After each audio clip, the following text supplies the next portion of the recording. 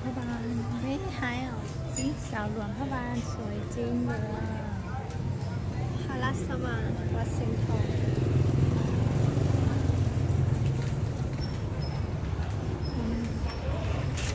อันนี้ก็สวยเลยนะ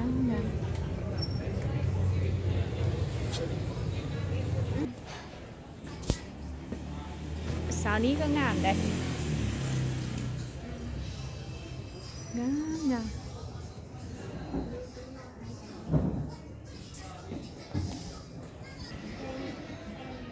ก็เที่ยวจะขึ้นยันเอาไหนขึ้นยันเอาหรอมือลุงก็เที่ยวมันđã chi cái tiền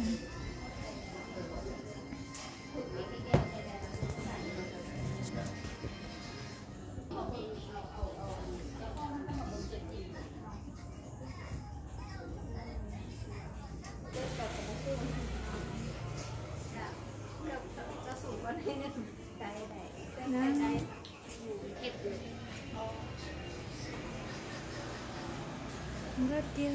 cái giờ này hả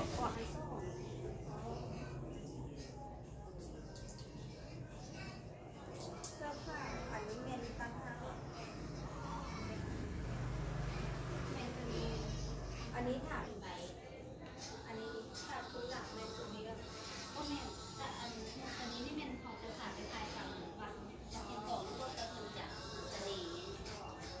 ใครกับทานแล้วในเวลา